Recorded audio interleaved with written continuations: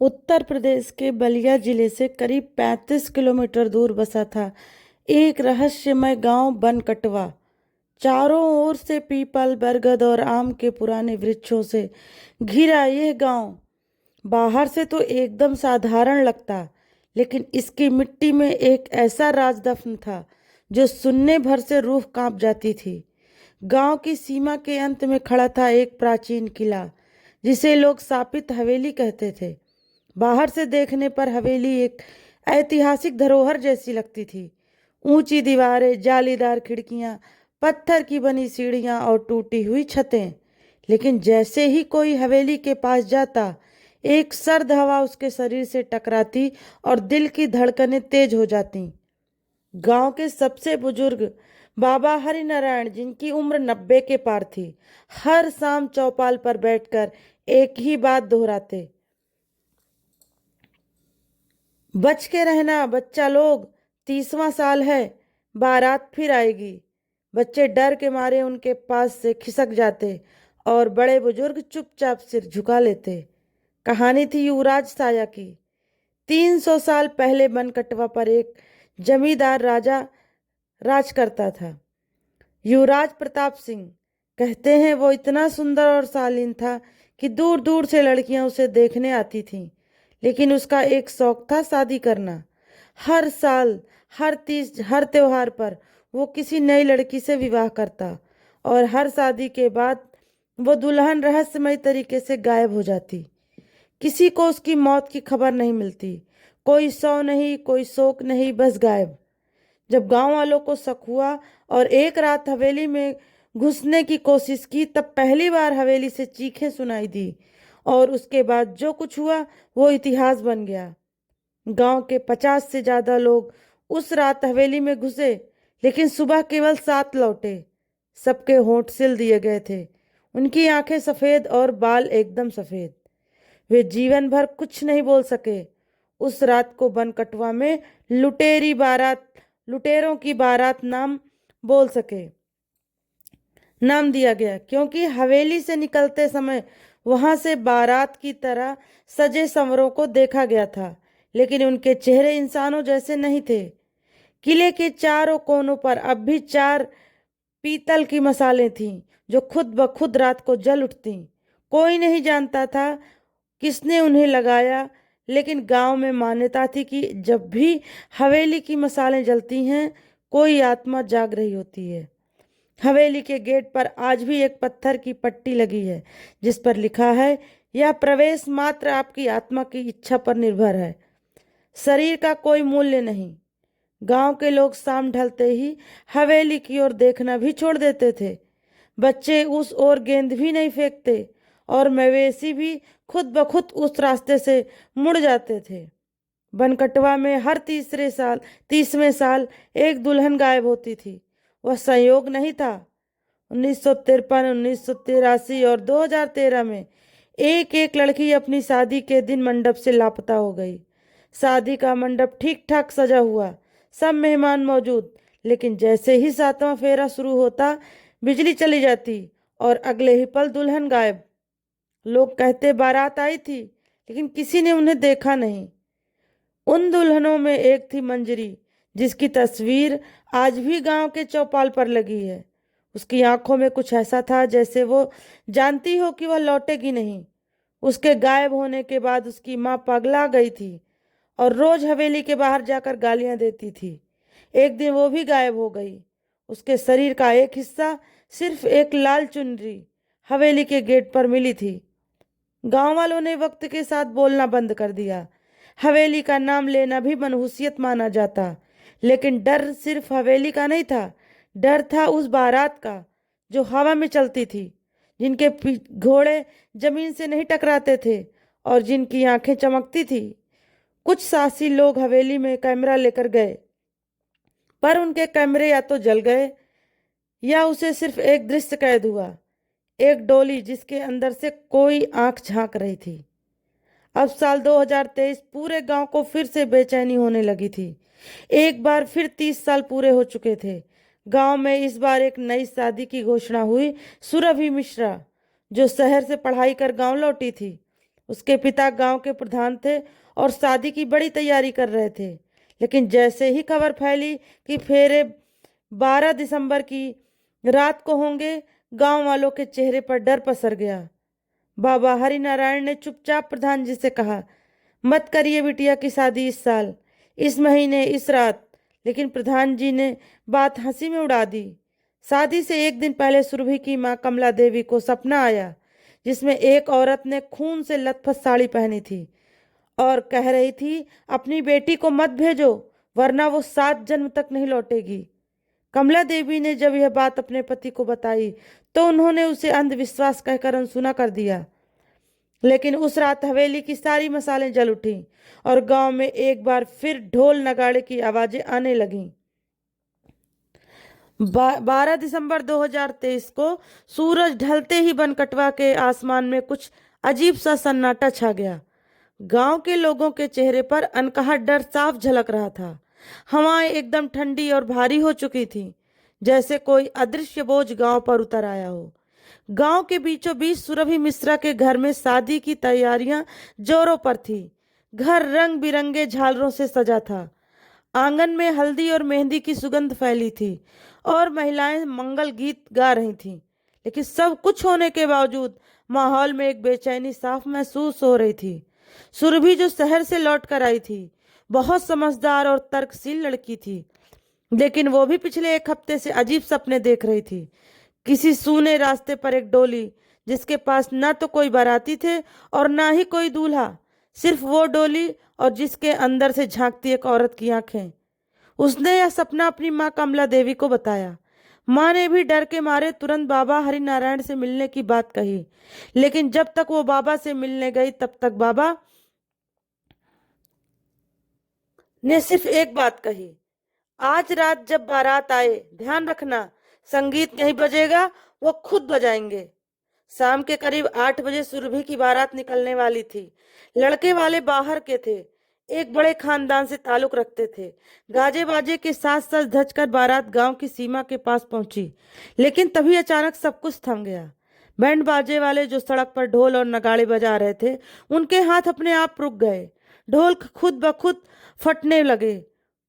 घोड़ा जो दूल्हे को लेकर आ रहा था, उसने बेतहासा हिनहिनाना शुरू कर दिया और आंखें लाल होकर उग्र हो गईं और आसमान में सैकड़ों कौवे मंडराने लगे। गांव वालों ने यह दृश्य देखा और अपने अपने घरों के दरवाजे बंद कर लिए। किसी ने खिड़की से झांका, किसी ने दरवाजे की ओर ओट से देखा, लेकिन सब समझ गए थे वो बारात आ गई है। पर जो बारात थी वो इंसानी नहीं थी। सुरभि को सजा दिया गया था, लाल जोड़ा, भारी गहने, माथे पर टीका और हाथों में मेहंदी। लेकिन उसकी आंखों में खुशी नहीं थी। वो जैसे किसी अनजानी सजा को स्वीकार कर रही थी। कमला देवी बार बार उसकी बलाएं ले रही थी और भगवान से प्रार्थना कर रही थी कि सब ठीक हो।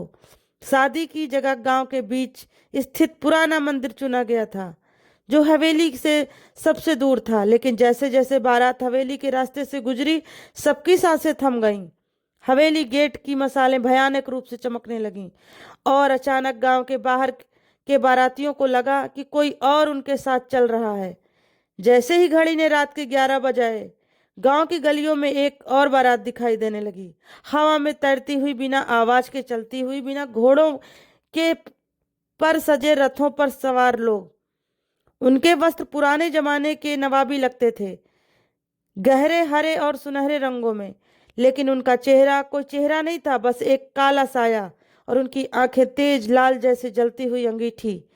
वो बारात सुरभि के घर के ठीक सामने आकर रुक गई। किसी को कुछ समझ नहीं आया। दूल्हा घोड़े से उतरकर मंदिर की ओर बढ़ रहा था, लेकिन दूसरी बारात उसकी और मंदिर के बीच आ गई।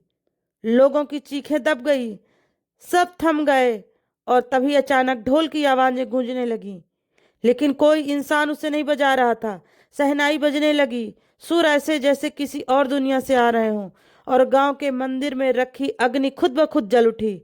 पंडित जी जो मंत्र पढ़ रहे थे, उनके होंठ सिल गए। उन्होंने चीखने की कोशिश की, लेकिन आवाज नहीं निकली। सुरभि ने जैसे ही फेरे शुरू किए, चारों तरफ अंधेरा छा गया। सिर्फ अग्नि जल रही थी और उसके चारों ओर चल रही थी सुरभि। लेकिन दूल्हा नहीं था। असली दूल्हा तो पीछे कहीं गिर पड़ा था, मूर्छित और बेजान।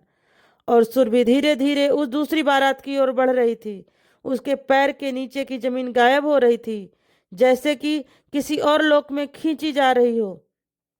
कमला देवी जोर से चिल्लाई, सुरभि मत जा बेटी। लेकिन आवाज जैसे दीवार से टकरा कर लौट आई। बाबा हरिनारायण दूर से मंत्र पढ़ते हुए दौड़े। उन्होंने हवेली की ओर एक नींबू और 7 मिर्च फेंकी और जमीन पर अपने खून से एक रेखा खींच दी। उस रेखा के पार कोई नहीं जा सकता था, न वो, न सुरभि, न बारात। लेकिन सुरभि ने जैसे उस रेखा को पार करने की कोशिश की, एक जोरदार आवाज आई, अब 7 जन्म की दुल्हन मेरी है। आंखों के सामने सब कुछ घूम गया। सुरभि की आंखों में अब वो होश नहीं था, वो भाव नहीं था। वो बस चल रही थी उस डोली की ओर जो हवा में तैर रही थी। बारात के सारे बाराती अब इंसानी रूप छोड़ चुके थे। उनके चेहरों की जगह सिर्फ हड्डियां बची थीं। डोली खुद आगे बढ़ती गई और सुरभि उसमें बैठ गई, बिना किसी विदाई, बिना किसी आंसू के। डोली उड़ गई हवेली की ओर और एक बार फिर हवेली के गेट खुद ब खुद बंद हो गए। अगले दिन सुबह जब गांव वाले मंदिर पहुंचे तो वहां कुछ नहीं था, न दूल्हा, न बारात, न सुरभि। बस अग्नि की राख और जली हुई लाल चूड़ी जिस पर लिखा था, वो लौटेगी फिर 30 साल बाद। मनकटवा गांव की वह हवेली जो दशकों से वीरान पड़ी थी, उस रात अचानक जीवित हो उठी। सुरभि की डोली जैसे ही हवेली के विशाल लोहे के फाटक के सामने पहुंची, फाटक बिना किसी स्पर्श के धीरे धीरे कराहता हुआ खुला। भीतर का आंगन धूल और मकड़ियों से भरा था, लेकिन उस पल वहां जैसे कोई अदृश्य शक्ति झाड़ू मार रही थी। हर कोना चमकने लगा। जैसे ही डोली अंदर पहुंची, हवेली के हर कोने में चिराग जल उठे, वो चिराग जो बीते कई वर्षों से बुझ चुके थे। फर्श पर पड़ी झाड़ियां अपने आप हटने लगीं और बीच आंगन में एक लाल रंग का मंडप उभर आया, बिल्कुल वैसा ही जैसे दुल्हन के फेरे के लिए बनता है। डोली बीच आंगन में रख दी गई और हवेली के चारों तरफ से आवाजें गूंजने लगी, वधू का स्वागत करो। लेकिन उन आवाजों में कोई जीवन नहीं था, वो बस हवा में तैर रही थी, सर्द, सिहराने वाली। सुरभि की आंखें धीरे धीरे खुलीं। उसे महसूस हुआ जैसे उसने कोई लंबा सपना देखा हो, जिसमें वो किसी अंधे कुएं में गिरती जा रही थी। पर जब उसने अपनी आंखें पूरी खोली तो सामने जो नजारा था, वो कोई भी सपना नहीं था। उसके चारों ओर चमकते दियों की रेखा थी। ऊपर की छत पर सजे झूमर में लटकी बेलों पर खून की बूंदें टपक रही थीं। हवेली की दीवारों पर पुराने जमाने के नवाबों के धुंधले चित्र थे, जिनकी आंखें जैसे सुरभि को घूर रही थीं। सुरभि चौंक कर खड़ी हुई, लेकिन उसके पैर जैसे जड़ हो गए थे। वो चीखना चाहती थी, मगर आवाज नहीं निकल रही थी। तभी एक बूढ़ी औरत की झुकी परछाई उसके सामने प्रकट हुई, चेहरा झुर्रियों से भरा, आंखें काली और हाथ में जलता दिया। आ गई दुल्हन, उस औरत ने कहा। मैं रज्जो हूँ, इसी हवेली की अंतिम वधू, उसने कहा। सुरभि हैरान थी। कौन हो तुम? ये सब क्या है? मुझे मेरे घर ले चलो। रज्जो मुस्कुराई नहीं, बस धीरे से बोली, ये हवेली नहीं, यह बारातियों का ठिकाना है, जो मर कर भी नहीं मरे। यहाँ हर 30 साल में एक बार बारात निकलती है और एक दुल्हन लाकर इस हवेली में कैद कर दी जाती है, ताकि नवाब साहब की आत्मा को चैन मिले। नवाब साहब? सुरभि ने कांपते हुए पूछा। रज्जो ने कहा, 1857 के पहले इस हवेली में नवाब अजहरुद्दीन रहा करते थे। उनका दिल एक ब्राह्मण कन्या पर आ गया था, सती। पर जब उसने निकाह से मना किया तो नवाब ने उसे जिंदा जला दिया। सती मरते मरते साप दे गई, हर 30 साल बाद तेरे खानदान की बारात तो निकलेगी, पर दूल्हा कभी नहीं पहुंचेगा। और हर बार एक लड़की इस हवेली में बंदी बनकर तेरी दुल्हन बनेगी। सुरभि की आंखों में आंसू थे, वो कांप रही थी। तो मुझे भी? रज्जो ने सिर झुकाया। हाँ, तुझे भी वही बनना है, नवाब की विवाह बंधु, आत्मा की वधू। उसी क्षण हवेली की दीवारों पर शोर मचने लगा, जैसे सैकड़ों लोग दावत मना रहे हों। बीन, सहनाई, तालियां, हंसी की आवाजें, लेकिन कोई दिखाई नहीं दे रहा था। और तभी आंगन के बीच बनी वेदी पर धुआं उठने लगा। उस धुएं में एक परछाई निकली, लंबी, ऊंची, शाही पोशाक में, लाल आंखों वाली एक आकृति, नवाब अजहरुद्दीन की आत्मा। वो हवा में तैरता हुआ सुरभि के सामने आया और बुदबुदाया, 7 जन्म की कसम, तू अब मेरी है। रात के तीसरे पहर हवेली की एक कोठरी में सुरभि को ले जाया गया। कमरा सजाया गया था। गुलाब की पंखुड़ियां, चांदनी बिस्तर और एक पुराना दर्पण। जैसे ही सुरभि ने उस दर्पण में देखा, वो खुद को लाल जोड़े में नहीं बल्कि एक जली हुई औरत के रूप में देख रही थी। चेहरे पर छाले, बाल अधजले और आंखों से खून बहता हुआ। पीछे से एक साया आया और उसकी गर्दन के पास सांस ली। अब तो मेरी है, सुरभि चीखी, लेकिन हवेली में कोई नहीं था जो उसकी चीख सुन पाता। सुबह जब सूरज की रोशनी आंगन में फैली, हवेली एक बार फिर से वीरान हो चुकी थी। सब कुछ जैसे थम गया था, पर सुरभि के पास तकिए पर एक कागज रखा था। उस पर सिर्फ 2 पंक्तियां लिखी थीं। अगर बचना है तो 7 दरवाजों की तलाश कर। हर दरवाजा एक प्रेत की निगरानी में है और आखिरी दरवाजा तुझे सती की आत्मा तक ले जाएगा। वही तुझे मुक्ति दे सकती है। सुरभि के हाथ में जो कागज था उसमें नीचे एक नक्शा भी बना था, हवेली के भीतर 7 गुप्त दरवाजों का। हर दरवाजा आत्मा से जुड़ा हुआ था।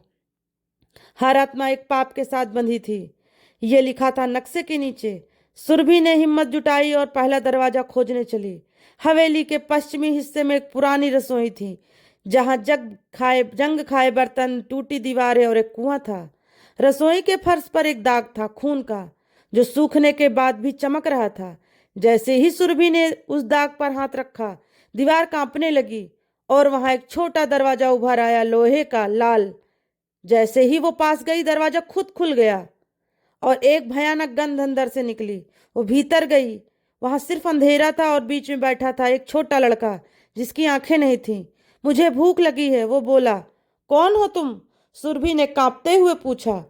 पहला पाप, भूख की बलि। मैं वही बच्चा हूं जिसे नवाब ने जिंदा पकाया था ताकि मेहमानों को खास मांस मिल सके। सुरभि का दम घुटने लगा। लड़के ने कहा, अगर तुमने मुझे अपनी एक उंगली दे दी तो मैं तुझे दरवाजे से जाने दूंगा। सुरभि ने बिना सोचे अपनी सबसे छोटी उंगली आगे बढ़ाई। लड़का गायब हो गया और दरवाजे के पार एक सीढ़ी उभरी और पहला दरवाजा पार हो गया।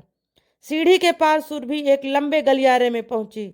दीवारों पर हर 2 कदम पर एक दर्पण था। हर दर्पण में सुरभि का अलग रूप दिख रहा था। कहीं वो एक नवविवाहिता, कहीं विधवा, कहीं बच्ची, कहीं सती के रूप में। फिर अचानक एक दर्पण फूटा और उसमें बाहर आई एक औरत, सुर्ख साड़ी में, आंखों में काजल बहता हुआ। मैं नवाब की दूसरी पत्नी सौंदर्य। मुझे उसने शौक से पाला, फिर जहर दे दिया। सुरभि डर कर पीछे हटी, लेकिन सौंदर्य ने उसे एक मोती का हार दिया। इस हार को पहनोगी तभी दरवाजा खुलेगा, पर बदले में तुम्हें अपनी सबसे कीमती स्मृति मुझे दे देनी होगी। सुरभि ने अपनी माँ की तस्वीर की एक याद सौंप दी। दरवाजा खुला। अब वो एक चौकोर कमरे में थी। कमरे में 4 आदमी थे, शाही पोशाक में, लेकिन आंखें बंद। बीच में एक चाकू रखा था। एक कागज पर लिखा था, इन चारों में से एक ही जीवित है, उसे मारो तभी आगे बढ़ सकोगी। बाकी 3 आत्माएं हैं जो तुझे धोखा देंगी। सुरभि घबरा गई। क्या उसे किसी को मारना पड़ेगा? पर तभी एक हल्की सी सांस की आवाज सुनाई दी। एक आदमी की हथेली कांप रही थी, बहुत धीमे। सुरभि ने कांपते हुए चाकू उठाया और उसने छाती में चुभो दिया। चीख! वो मर गया। मगर तभी बाकी 3 आत्माएं गायब हो गईं। दीवार से अगला दरवाजा खुल गया। अब वो एक ऐसे कमरे में थी जहां चारों तरफ बहुमूल्य गहने, सोने के सिक्के, हीरे जवाहरात फैले थे। बीच में एक तख्त पर एक लाल किताब रखी थी। लिखा था, तुम जो चाहो उठा सकती हो, पर जो लोग कभी यहाँ आए वो उन्हें इन चीजों में फंसकर मर गए। सुरभि ने गहनों की ओर देखा, फिर किताब की ओर। किताब उठाई। जैसे उसने खोला, एक वाक्य चमका, त्याग ही सच्चा दरवाजा है। सारे गहने जलने लगे और एक अग्निवलय से होकर रास्ता खुला। 5वां दरवाजा। यह दरवाजा सुरभ की अतीत में ले गया। वह फिर से अपने गांव में थी, अपना घर, अपने माता पिता, स्कूल के दिन, और सामने था आरव। आरव उसका पहला प्यार, जो कभी उससे बिछड़ गया था। अचानक उसके सामने आया, हाथ पकड़कर बोला, भाग चलो सुरभि, ये सब सपना है, मैं हूं हकीकत। लौट चलो, लौट चलो। सुरभि का दिल डोल गया, लेकिन तभी उसकी माँ की धुंधली आवाज आई, बेटी ये मोह का धोखा है, वापस मुड़ेगी तो फंस जाओगी। सुरभि की आंखें भर आईं, पर उसने आवाज आरव का हाथ झटक दिया। आरव चीखा और धुआं बनकर उड़ गया। पीछे एक नीला दरवाजा खुला। इस कमरे में कोई आवाज नहीं थी, एकदम सन्नाटा। दीवार पर सिर्फ एक वाक्य लिखा था, अगर तुमने कुछ भी बोला तो हमेशा के लिए यहीं रह जाओगी। कमरे में हवा घूम रही थी। भूतिया आकृतियां पास से गुजर रही थीं। कुछ बच्चे, कुछ बूढ़े, सब फुसफुसाते थे, लेकिन शब्द सुनाई नहीं देते। सुरभि ने अपने होठ भींच रखे। एक लड़की आई और उसका बाल खींचने लगी। एक भूत पीछे से झपट कर उसके कान में फूंकने लगा, पर सुरभि शांति रही। अंततः एक शंखनाद हुआ और 7वां दरवाजा प्रकट हुआ।